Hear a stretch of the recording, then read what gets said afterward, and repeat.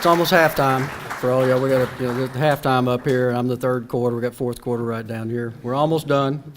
I echo all the sentiments of Colonel Shane Bourne. I began my journey with his brother back in the dark ages. Anyway, I'd like to, again, before we get started, and at the very end it'll happen because somebody will come up, oh yeah, we need to thank all the staff who put all this together, all the people that had to do all this work today and everything. So I'd just like to offer everybody, give a little round of applause to all the people that had to put this on.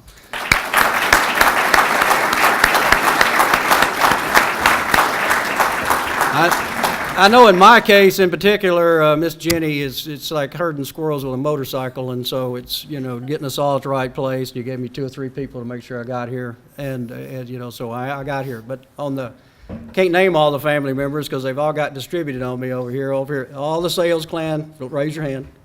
I'll name them. There's a bunch of them. He's going to name you out. I gave him names, so but mine aren't around the globe. I got them here, so that I'm kind of notorious for causing problems.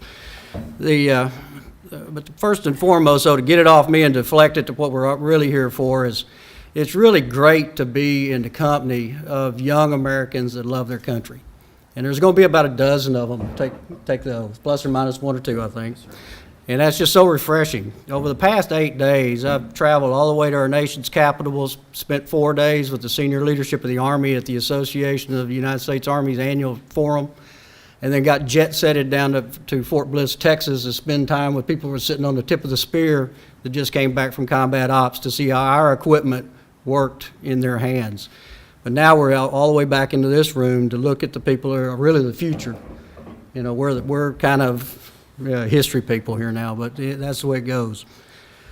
But I want to draw it to effect, when they stand up, for those that haven't served in the military, have done this before, they will render an oath and they'll swear or affirm to something very special that makes it different than any other nation on the globe, is they won't swear or affirm to the Queen or the King or to the motherland or the fatherland or some president for life.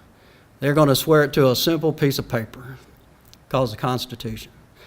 And with that, it really draws special meaning when you bear into it. It's about a piece of paper. And they're going to join an elite club. About 1% will serve this country in its defense. And then with that, it means you're automatically, for all you back there in the white shirts, and they got white shirts on still, you're thrust on the globe's front lines in the scene. Whether you know it or not, you're there.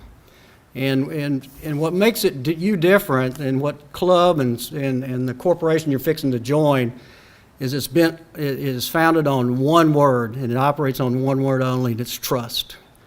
You're gonna be trusted the day you get handed the bars, and soldiers are gonna trust you to do the right thing. Your boss is gonna trust you, and you're gonna trust right and left. And it just operates off of pure trust. And there's no other place that works like that.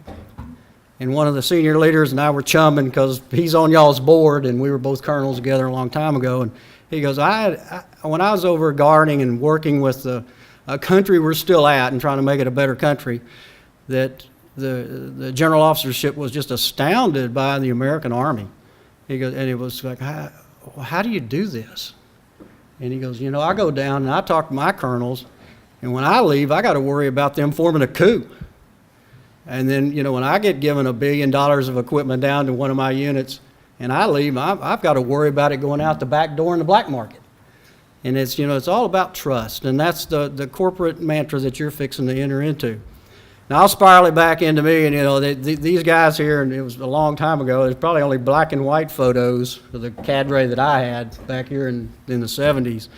But when I came in, blundered into the door and was back there in the shooting range, to get an easy A compared to, go over and do PE. I was going to major in wildlife management.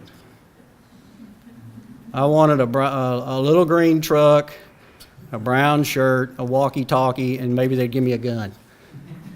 And, for a paltry sum of money. Well, I didn't do so well in that first couple of years. I did real well in the front end. The wildlife section. I majored in wildlife for about a year, and the dean over here had to deal with a couple of those ordeals. But it was the cadre and the memory and the camaraderie and all the stuff that you guys in the back row are fixing to learn that drew it back in and put the management back into life, and off we went. Lastly, and I'll leave it, you know, they'll probably talk to you a little bit more, probably, hopefully I'm stealing some of his thunder.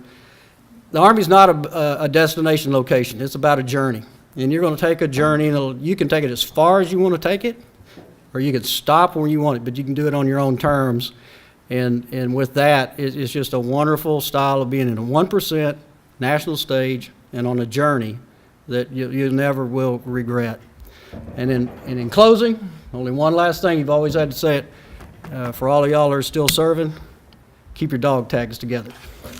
Thank you.